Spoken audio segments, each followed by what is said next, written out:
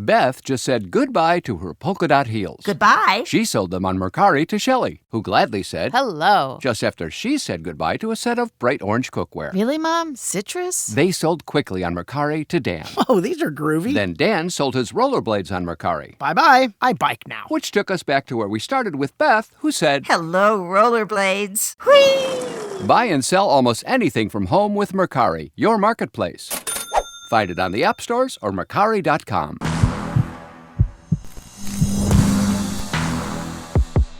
This is your boy, Neil McKnight. This is the latest episode of The Crave. We have a special guest in the house. I didn't even fan out because I was trying to keep my composure.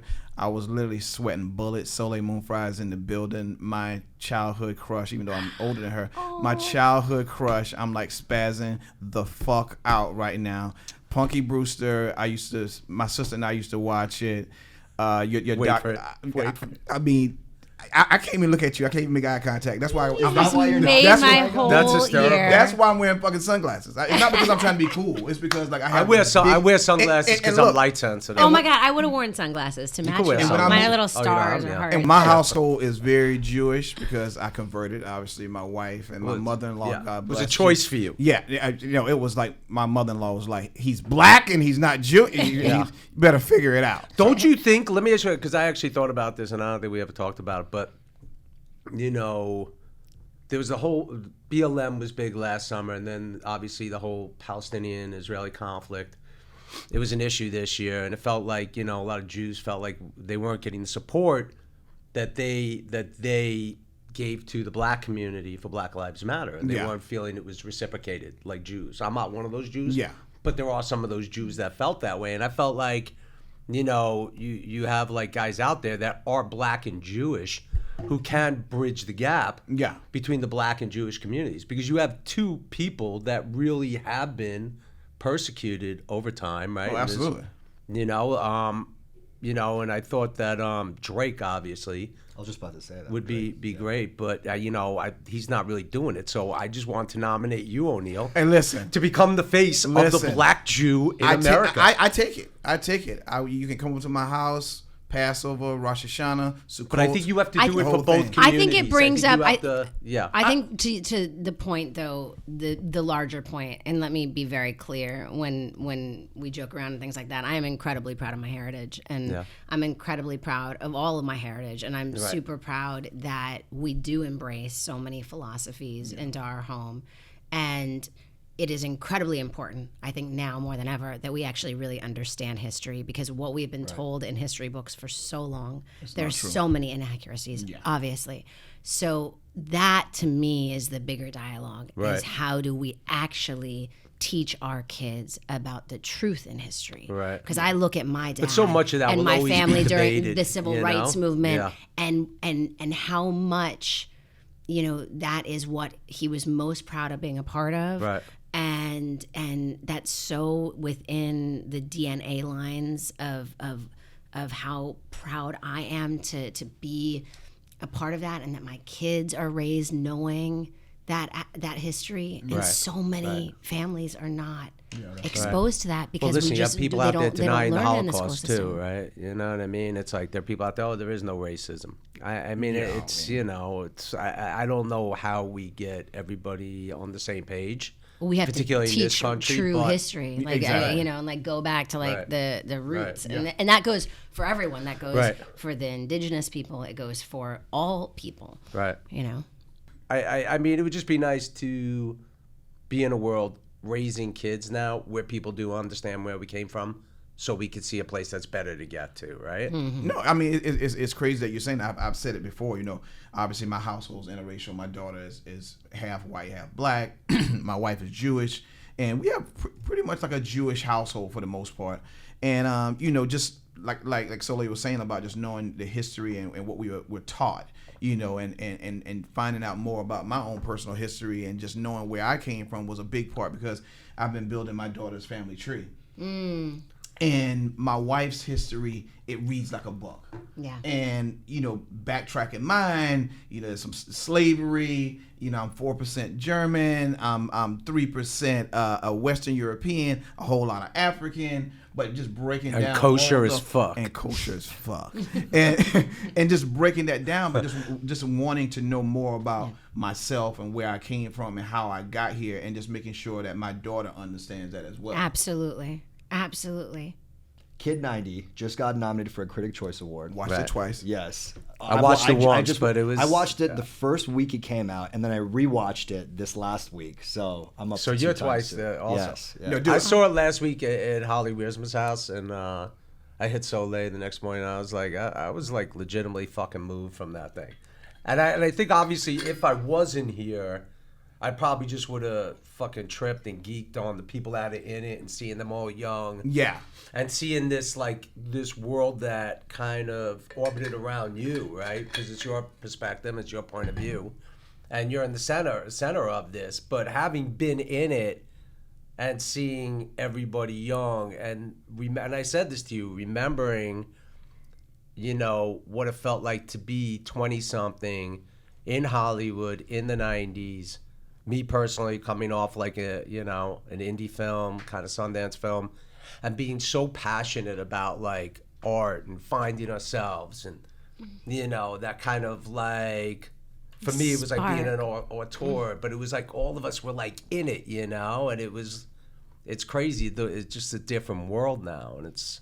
I have to say it meant so much when you told me your perspective on it, because for me, my dream, and we've spoken about this, that was that people would take it and watch it through their own lens and connect to their own nostalgic parts of themselves. Right. And it was so beautiful to hear that from you, because you did live so much of it with me. I don't know if you guys know, Rob and I have been friends for decades, Yeah, and it was crazy. And I Even my remember younger you brother, moving out he's here, and in we were it, just yeah. all such fans of your film, and you just had this incredible energy, and your brothers, whom I love so much, and it was I such was an in this wild amazing. 90s Oh yeah, Hollywood I mean we were relationship running and- around Yeah, and hooking up and playing and having all night dance parties, and there was an energy here and in New York that was so authentic, and we could so be our authentic selves, and we didn't have cell phones capturing every moment and filtering our lives, and it was such an incredible time, and there I was just documenting it all because it was such a colorful world, and I just loved it so much. I think there's and I don't know the words of what I'm just listening to you. It felt like back then everybody was trying to figure out who they wanted to be, right? What they wanted to be, and it felt so.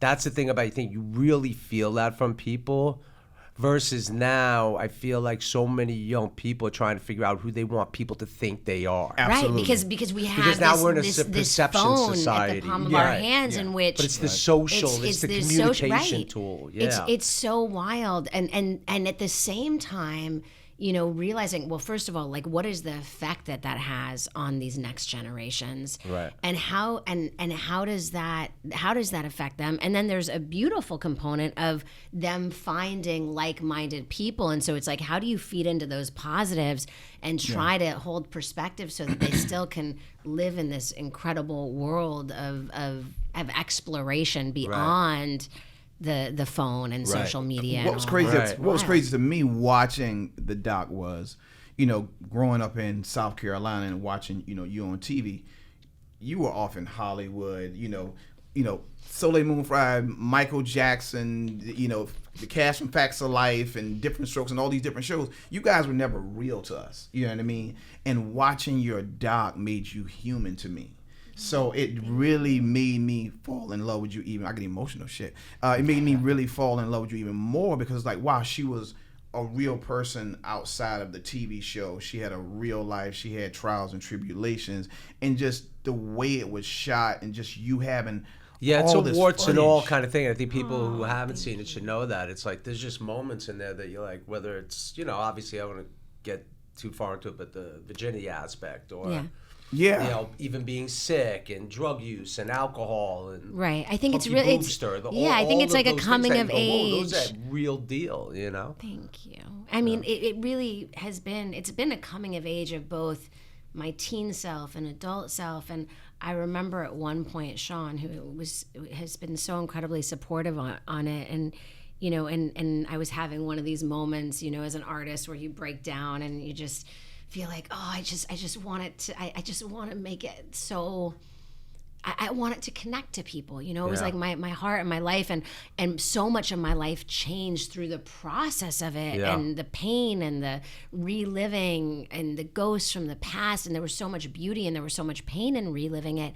And he said to me, I don't think there's any more universal story than the coming of age story, and that was really that time, hit me, and it was exactly coming of age at that time, and then that my adult self, present day, was coming of age again through the teen girl that I was reconnecting with. What do you mean? I was coming of age again as a filmmaker watching that shit. I was like, I used to love movies. I want to make fucking movies. What the fuck am I doing with my life? Dude, I'm a fucking 85-year-old podcast host. The fuck did I do? No, but I was so passionate when I got out here. It was just like, no. I turned down every movie. No.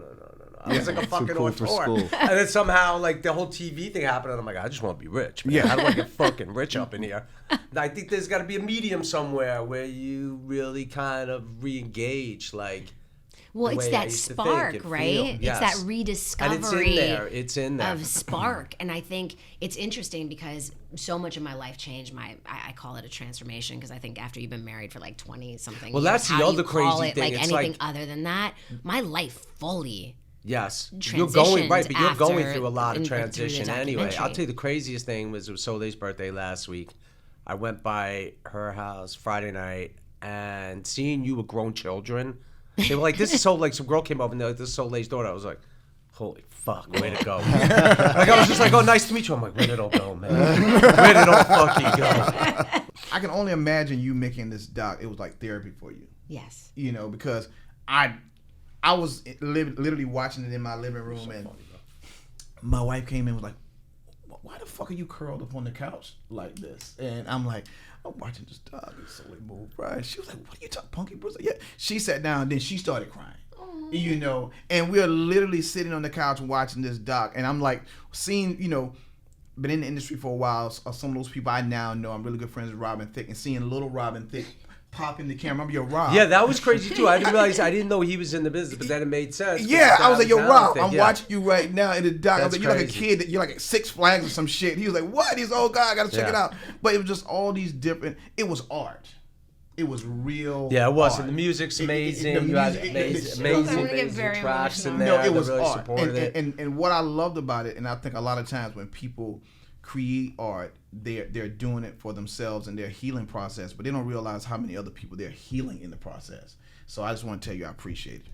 Thank you. Yeah, You made me cry. No, for real, I appreciate it. It really means. Yeah, so part much. of the, I mean, like I said before, my brother's in it. There's a million people I know, and like all those kids, from back in the day. But I was super tight with Danny Boy O'Connor from House of Pain. Yes. So was I. Yes. So am I. But I never fully understand the reconnected. nature of their relationship, and maybe we could get into that a little bit, because Danny picked me up one night. He's like, "Yo, we're going to a party at Soleil's," and it was the one where the pool was right out back in the house. because we lived in this little house And in I the was valley, like- and all and I there was was always a like- little pool and some like a 2-foot cement little. Yeah, but I was thing always like, around it. "Oh, it's so weird. House of Pain, Danny Boy O'Connor's tight with Punky Brewster, Soleil Moon Frye." I'm like, this is a weird dynamic, but they were super, super close. Obviously, you get into that relationship in the doc, and that really is a big part of what threw me back into the 90s, was seeing young Danny and that attitude. And the craziest thing is, we should pull him up and talk to him, because the craziest thing is Danny looking at young Danny with the fucking trip. Right? Wait, When now he's are we looking gonna himself get to "Damn, see that- him also? Yes, oh my let's God, pop this is him very up." exciting. Good to hear your voice, Rob. It's been a minute. I know, man. It's fucking crazy, bro. I love you, Danny. I'm gonna talk about him. You too. It's good to hear your voice as well. He's got a very unique Long Island Jewish voice. Yes. And he reminds me of one of my best friends, Yohai Weiss from Throg's Neck or Great Neck or some type of neck, but they got the same nuances in the way they talk. It's got to be a Long Island thing.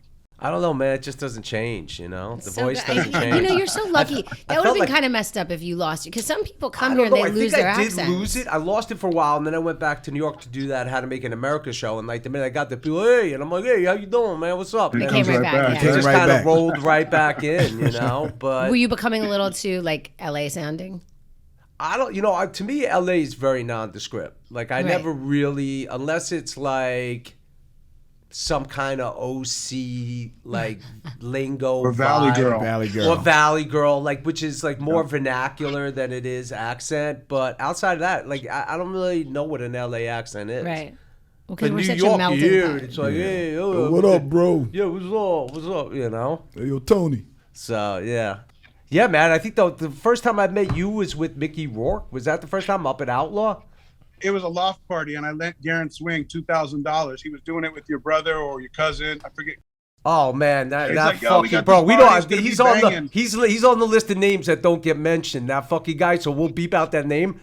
But that motherfucker. The last time I spoke to him was the day my son was born. Like I haven't said a word to that guy. I remember That's crazy. He was a part of that other thing. I remember we were like. Remember we had the whole. I mean, man, we could go down memory lane. Between you and Soleil, I think you two are the only people who have been like. You see me at the, when it was, those are still good times. At least they were for me.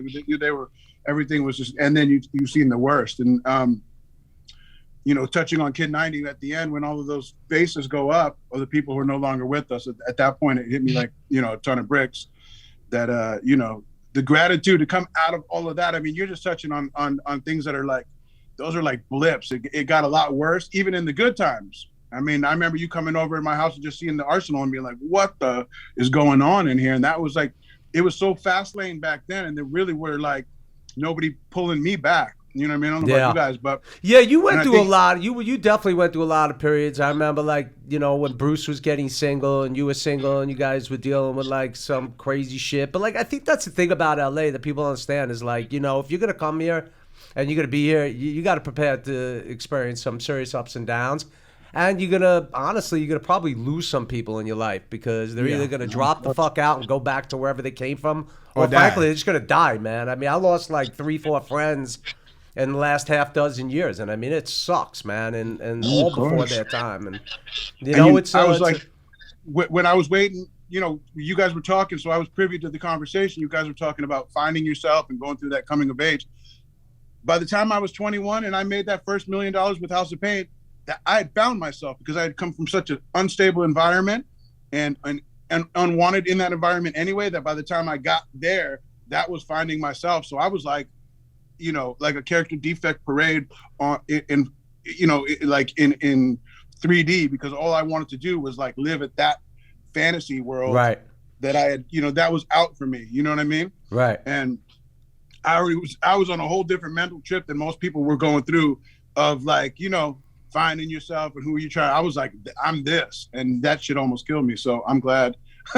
Yeah, it was crazy. It was crazy to see your evolution, man. And I mean, I think the outside of house is super, super exciting. I got to get to Tulsa at some point. It's amazing. No doubt. And tell us what's going on with that project, where it's at right now. So I mean, in a nutshell, after House of Pain was done, I had no way to really sustain that type of life. So I ended up in a world of drugs and alcohol and all that kind of stuff. And it took me a while to find my way back. And I've had 2 sobrieties. And my first one, I ran back into you. No, this is actually my second one. So I ran, Rob, I don't know if you remember when the sneaker thing was popping and we were trying to talk about something. I told Soleil to tell you, like, I still say it to this day, and then I'll get into where I'm at now. But when I was newly sober, I would come up with a million different ideas. And Rob, you were like, the entourage was popping for you. It was just starting to become a real big thing. And so I would come to Rob and I would pitch him with ideas. And at the end, it was always like, the idea was like, I got this great idea and you're going to pay for it. And finally, one day you told me, and I never forget it, because I tell people now when they hit me with the same shit, I'm like, bro, rob me, don't rob with me and shit. Like, or the opposite, actually, don't rob me, rob with me. And you said that to me. And I don't know if that makes sense to anybody else who's listening. But it's one of those things.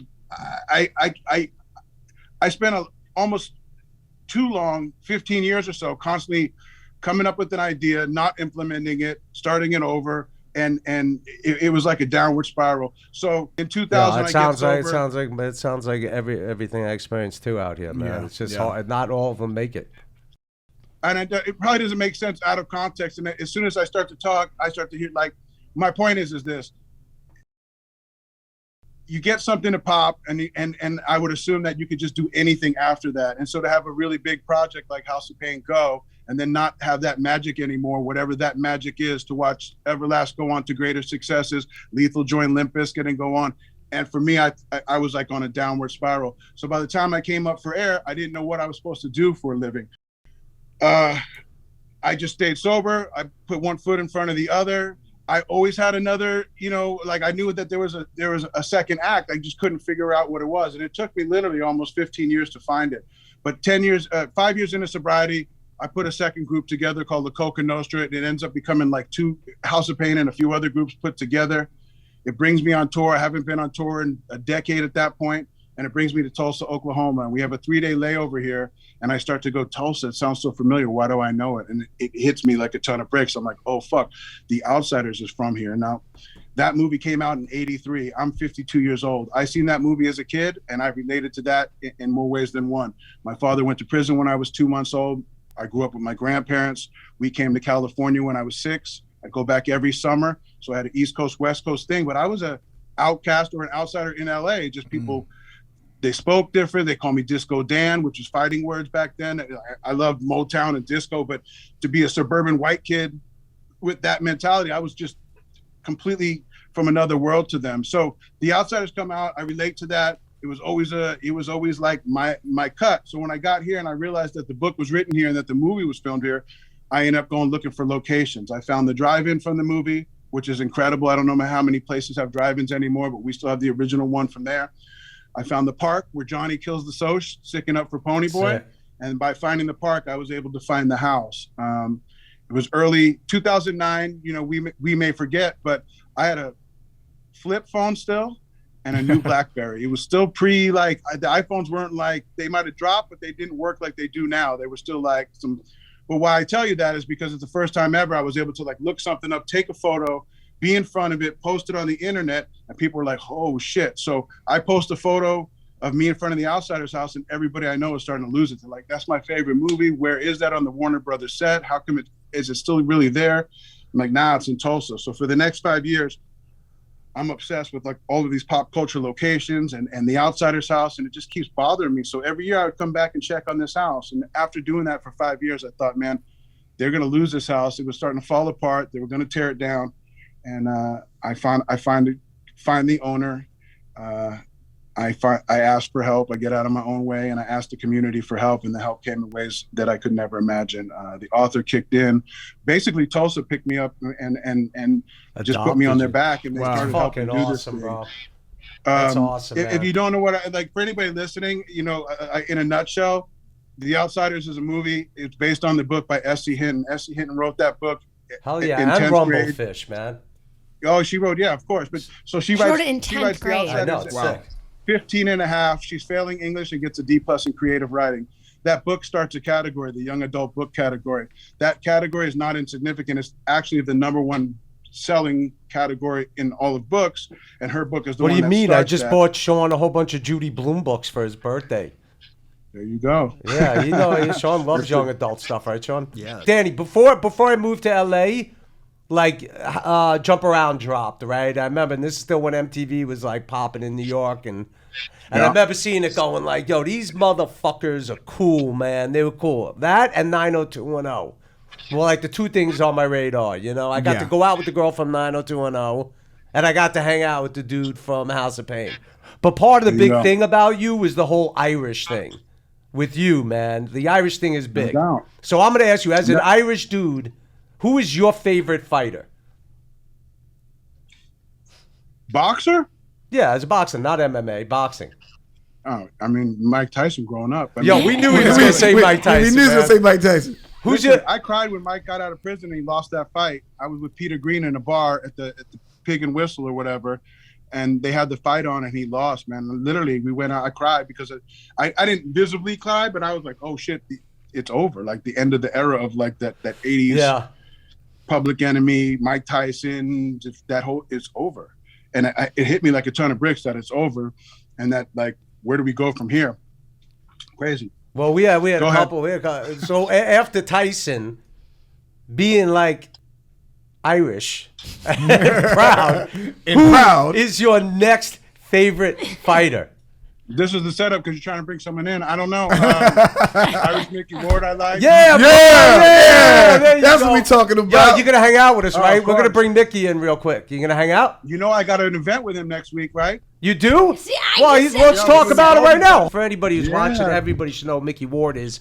Probably the quickest shortcut to say who Micky Ward is. Wahlberg played him in The Fighter, so he's been immortalized in that. But he's had some epic fucking wars in the ring. Wait, did Christian Bale play him or no? Christian Bale played his brother Dickie. Yeah. There you go. But That's Mark played Mickey. Yeah. You're right. You're right. You know, right. Mickey's much better looking than Mark is. You know, and smoother and cooler. Do you see the physics of my life? That it just all. I And love you know there's- Mark, Well, of course. well. And you know, Einstein has this whole idea. You know, you set the frequency to that which you want to receive, and that's Right. what comes back. Yeah. And Yeah, I'm but how do such you a do believer. that? We need Look to at get- we're all here right now. Anybody that says Yeah, but I want to set some anyone other that says motherfucking frequencies. anyone you know anyone what I'm that says it's a small world, I go, it's physics. Like Yeah. you study quantum physics, and it's like that's what Because this it's is. crazy Look because at you're the talking about synergy of all Mark this. and watching your documentary and listening to the voicemail. He's like, yeah, it's Mark Wahlberg, yeah. Soleil, it's Mark Wahlberg. And I was like, oh, shit. Yo, he's the second. Yo, Mark's the second best. Danny's got some good voicemail, some voice messages also, but the best is, hello, Soleil, it's Charles. Hello, Soleil, it's Charles. The Sheen. best is that I Yeah. saved those voicemails Yes, for decades. Yeah, it's sick. It's really kind of fucking. So we got hysterical. Mickey in the building. So we got Mickey in. He's doing a lot of shit, but he's gonna, after we're done with Danny Boy, he's gonna tell us a little bit about this new project, Live Train. But guys, go through what's going on in Tulsa next week. It's the Golden Globes. Like it comes here every year, and Mickey's the highlighted guest, and they always ask me as you know to come and check out the fights, and I always do. I've been here 3 years, so I've been all 3 years, and this year they're like, hey, would you just do a little VIP meet and greet with Mickey? I'm like, absolutely. So as soon as I got the word, I went online and bought me an Irish flag. It's on its way now. I insist on I getting could have it brought signed, you one. and, And I was saying to Mickey, my dad was a 4-time Golden Glove champion, Wow, and right. so, Wow. But Mick, and so you didn't sitting start here in with the Mickey, gloves, I mean, like, right? this is huge. No, I started. I was 7 years old. My first fight. I started just like special. My first fight ever But at was 7 on- years old. Is that organized or is that in kindergarten? It was no. It was in the ring. I Really? fought Freddie Roach's brother Joey.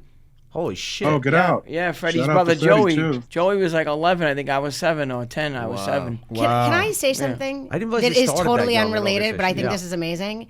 Mickey's voice is so soothing to me. You know how they have the Calm app? Yeah. And like Yes. and they have like Harry Styles? Yeah. The Calm app for me in life, because I love like this is so fulfilling to soothing. my soul. Like I was He the does- he kid, like does- Godfather 2, Mean Streets, like Taxi Driver, my Yeah. favorite films. I just need Mickey talking, and that would I like think that's soothe a compliment me to to sleep. say to people. Yeah. So Mickey, I wow. really would like for you to. That's the first time I've heard that. some That's cool. nighttime Is that true? stories for Soleil. What's that? Is that true?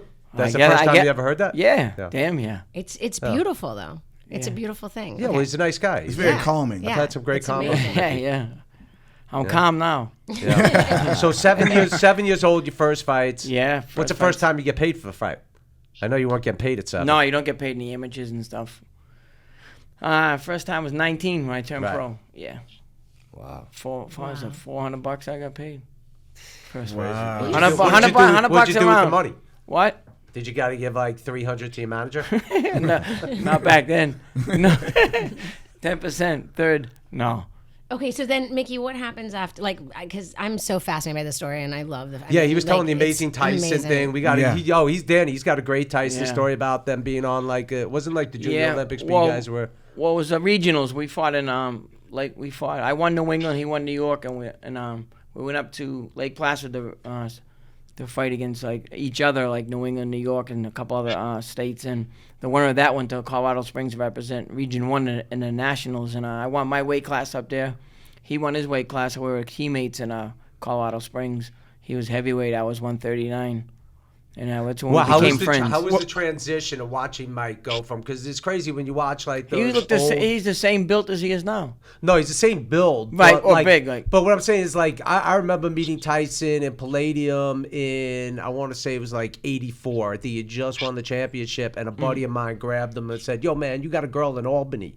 Right, you got a girlfriend. He's like, I got girls everywhere, and he just kind of walked off. He was super sweet, and he was really chill, right? Yeah. And then that was a really good Tyson, by the way. It's better than mine. Probably could spit it out with just one line. Really but he just things got a little bit twisted, right? Yeah. As the career progressed, but then it's kind of like he came out the other side.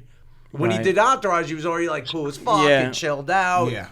And with the one-man show, he has had a lot of interesting ups and downs, kind of character development. You know what I mean? He's gone through a lot. I mean, at a young age, he went through a lot. I mean, you know what I mean? And to be a champ of the world, in the way he was at 19, it's a lot of pressure. But when you met him before he had gone pro like that, right? He was seemed like a happy-go-lucky kid, you know what I mean? But he was in a little bit of trouble as a kid, you know what I mean? But he wasn't really a bad kid, you know what I mean? Right. He was bad, I guess. He was pretty bad, but when I met him, he was pretty cool. Yeah. I just knew him from meeting him, you know what I mean? I didn't hang with him as far as guys back home in Brooklyn. On the team and shit? We hung out in the Colorado Springs and stuff. Right. And he'd come in the room and put me in the headlock or whatever and stuff like that. He was like a bear, you know what I mean? I'm here, I'm a little skinny white kid, he's throwing me and tossing me around. But he was cool. We're all cool, you know what I mean? And to this day, we're still pretty cool. Yeah. Who else? Who else was? Yeah, I want to know. Tell me about all. Yeah. Yeah, I was going to say. So I wanted to know, how did the movie come about? How did that even happen? It happened. It actually happened. It was talk about a movie years before it even got made, and it went through a bunch of different people. Mark was always going to play me, but there was a bunch of different people that was going to play Dickie at the beginning, and they come up when there was someone a bunch of names. I can't really think of the names, but there was a bunch of them, and finally they come up with Christian, and Christian nailed it no tomorrow. You know what I mean? He wow, he was so good. What was it like watching your life It wasn't that bad. No, it was cool. I'm so curious. It wasn't that bad. Well, Dickie's seen it, and he was going out of his mind. You know what I mean? He's and then I got a funny story. As I say this all the time, is we're out in LA. Well, out in LA. We're in LA now, but we're out here and watching it at the Paramount Studio, whatever, doing the dry run or whatever it's called. They show it. So we're out there watching it, and there's a part where Dickie's jumping out of the window. When my mother knocks on the door, the cops or whatever it was, knock on the door, Dickie goes, out the window he goes, right? So Dickie's looking at it like he didn't do it. So Mark's hitting me going, look at your brother. So Dickie's got this look on his face. So the movie gets over and Mark says to Dickie, when you jumped out of the window, he goes, you didn't do that? He goes, because you looked like you didn't do it. The way you were looking. He goes, yeah, I effing did it. He goes, but there was no fucking barrels under me. I goes, I knocked myself out. I went out the third floor, not the second. He goes, there was no fucking barrels under me. He goes, I knocked myself up. I get up. He goes, they didn't catch me. I goes, oh, man. That's him. Funny. No wonder why his back's those killing aren't him. your actual sisters, though, right? No, but there's 7 of them. But those girls are sisters in the movie, right? What do you? No, yeah, I guess they're sisters. You mean actresses? You talking about I can't remember, but I remember Sheila telling me she found those girls, but I think in real life those girls are sisters. But they're not your sisters. I think one of the sisters, and that was Conan O'Brien's sister. Oh, really? Yeah, so I don't think they were Sister all sisters. O'Brien? Yeah, maybe. Sister O'Brien. You couldn't resist. Yeah, because she had the reddish I haven't seen the movie in a long time, but it was fucking awesome. I went to the premiere. I met him at the premiere. Yeah. I think I actually have a picture with you and Buddy McGirt. And, Buddy, yeah. Wow. Yeah. Shoot. That fucking guy. It's amazing. Buddy, Now, Buddy was training. He Toro. was he was Arturo's guy. Yeah, right. Buddy's a good guy, great trainer. And he still lives in Boston, Mickey. I was like, yeah, I'm you got outside. it. I know. I said that's what I said. I said that's what we were talking about. I Dude, said if we kept him here, they'd come here and hunt us down. That's what I said. I said, give us back our jewel. I said that. I said you could never. I mean, like literally, he could never leave. I'm leaving. They own him. No. Oh, now he's talking about it. That's breaking news. Anytime Yeah. he wants to Oh, yeah, leave, no, they no. just pull him back. Yo, in. he's gonna make a move. But no, only in the just winter vacation, months. just vacation. No. You're gonna go down for good? can't- Oh No. yeah, I think so. This can't be happening right here in this podcast. I mean, literally, like the room's gonna start melting. I'm good. He's going to Florida. Yeah, He's going to Florida. 100%. Florida, wow.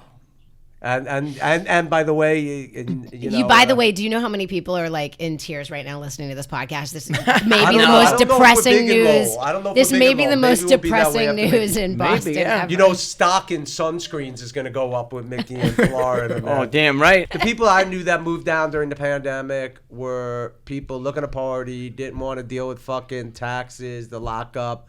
They say You knew taxes, a lot of but rich you're people. Right. Yeah, a No, lot some of of rich the- people. Rob did Entourage and met all it was the like richest Boca, people. they moved down to They're Boca. like, No, yeah. but I have some wealthy friends that moved to Nevada, and I have some wealthy friends that moved to. I mean, I don't know what the tax difference is in Texas, but they moved to Texas.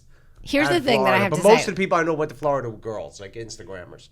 Well, like- here's like the thing that I have to say about influencers. Rob that Yeah. I love is like when I look at Rob, like, Yeah. well, Rob, meeting Rob, of course, like he had this incredible success with Amongst Friends, which is, of course, one of the great movie. If you haven't seen Thank it, you. definitely check it out. Thanks. And then his brothers were bartenders at the time who have now gone on to do like incredible things, Well, writers, one lawyers. was bartending his way through law school. Yes, no, yeah, totally. It But I'm wasn't, saying, like, but I'm just entirely saying English, that's yeah. when we were all Yeah. hanging out. So Yes, we would have yes. so much fun because they would bartend, Yeah. and then they would come back, and there was an apartment where we would Yeah. all their go apartment on crazy Larrabee? because then Yeah. we would just like have all this Yeah. like liquor in the house. It was fun. There was this little yes. tiny apartment over on Larrabee, and I remember in West Hollywood, Yep. and we just all would have like a great time. Yeah. No, that wasn't my place. He's looking at me. No, Oh. I didn't live there. No, that was my other two brothers. That Soleil was super close with, you know. And So then your of course, brothers are lawyers? No, one of one is- them's a lawyer. Not every one's an Jew's a amazing lawyer. writer. So one, you get into trouble and you get you out. No, one's a lawyer, one's a podiatrist. One's you get in trouble, one's he an gets you out. incredible writer. Oh, they're all in this. One's an fucking incredible writer. business One's now. an amazing Crazy world. And they're Yeah, if they're I got in great. trouble, theoretically, he could get me out if I could get in touch with him. But he get in touch probably with him. wouldn't respond for like a day or two. Go fuck I yourself, try not Rob. to get in trouble. I remember man, you know? something one night. I remember Danny and you and I on La Brea. And do you remember my brother had that like little? It was like an apartment, but it was just a little one room. It was like a tiny little room, right? Maybe I remember. And Danny, spending do you time remember with that? I Vito. remember you guys like we climbed up or scaled a wall or something. Do you remember this? I remember the No. apartment was across the street from Undefeated, before, obviously years before, Yeah, on the Brea. Mhm. yeah. Do you remember something about scaling walls and jumping? Something like that. I don't remember. but I believe I it. just, got stories. I was I so believe lucky, it. you know, because I guess I grew up with brothers, so I Yeah. always was so fortunate to have like the greatest guy friends ever. Yeah. And then I had like some amazing Well, girlfriends look that were at my your friends since I doc. was 2 Your years doc old. is just like Just so packed fun. with great dudes Yeah, calling you, great "Hey, dudes. Soleil, But hey, I- Soleil." It's something Yeah. like it's just like It was you a know, love- it's like, yeah. a love letter to a lot of love. Because I Yeah. love that you showed the best of your youth in L.A. and New York. You got New the York. West and the East. yeah. That's what I that love skate about culture shit is crazy. Yeah. With the The Harold West Coast Hunters East and Coast. the Oh, fucking- Harold and Justin. Did you ever see that movie Kids, Mickey? No. No. Oh, it. That was a good movie. Put me on the spot. Yeah. I love the honesty. Mickey was though. like, no, not interested. Flat out, yeah. No, no, I I haven't. know No, he was I'm gonna say not no, saying. Not right now. No, she's I'm not not. in it. I'm She's not. not in it. Oh, I don't know what he's talking about. No, we were just talking about these guys, the movie Oh, Kids. I was like, no, Mickey, no, you ever no. see it? No. He's like, absolutely Mickey's the not. best, man. I guess. Yo, you guys gonna link up in Tulsa next week, Danny? they're gonna be Yeah, together. absolutely. They got me there shaking hands and kissing babies. Yo, you guys gotta hang out, man. Mickey's Yeah, fucking definitely. hysterical. Yo, Mickey, tell Wow. tell everybody really quick before we like jump out of here. Tell everybody really quick what's going on with Live Train. Yeah, well, we started Live Train. It's coming out soon. It's a mobile app you can train with. We have MMA, boxing, and wrestling right now. But it's an opportunity for people Opportunity to for train people with to train like, with people like that they people- idolize. Yeah, people idolize as far as wrestlers, boxers. We have different fighters, a lot of boxers on the app. Olympic wrestling people. It's gonna be it's a great thing. It's especially now with this pandemic and stuff like that. People are kind of leery about going to gyms or whatever. Here you can go on the app and you can train with your hero or whatever. You can or just sit down, do a mindset, train with them, whatever it may be. It's gonna all be available. Yeah, I think it's great. When I was talking to Dave, who started it with you, it was one of those things that seemed pretty altruistic from both sides, right? Mm-hmm. It was great to give people the opportunity to train with people that they look up to, right, and learn from, right? Like the same way you could get somebody a cameo and wish somebody happy birthday, right? It's an amazing opportunity for that. Yes. But it was also for a lot of the guys who haven't had their life story turned into movies, who haven't transitioned into other careers. It's an amazing opportunity for them to keep doing what it is they do, right? Get paid for it, and kind of pass the torch to other people that want to learn. So exactly, yeah. And people feel comfortable just the one-on-one aspect. They don't like being in a big gym with someone or whatever it might be, or they don't feel comfortable, And so we got a bunch of great people in it to be comfortable and to like work with people, instead of being timid.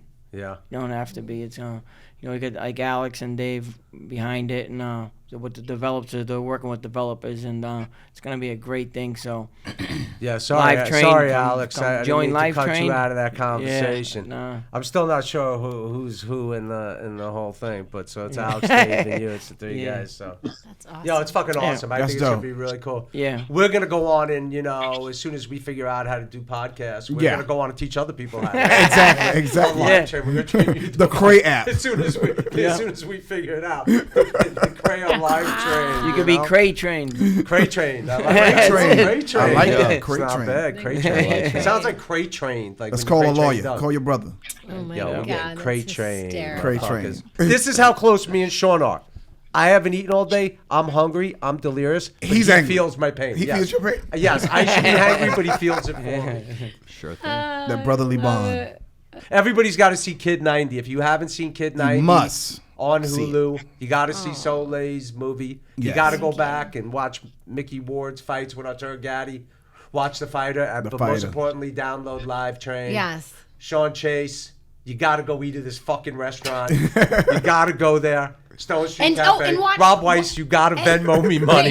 Send me some motherfucking money. And watch Punky on Peacock, too. Is that on there? It is now, yes. Yes, it's on there. And you've got to go visit the Outsiders. Do you still get residuals from Punky Brewster? Oh, so here's is that even possible? Like from the I don't old get residuals. Punky, from it's Entourage you get anymore. I love it. Like you get like a check of like 50 cents, here and there. Yes, yeah, but do you get that 75,000 times a year? Like how often does that come? I didn't own like the original, and it's interesting because this brings up a much bigger conversation. But at the time, like young girls, we weren't treated the same way as like young boys in the business. So like Webster. So you could have like, you know what I mean. So it's you a think fascinating. Webster's still getting big checks?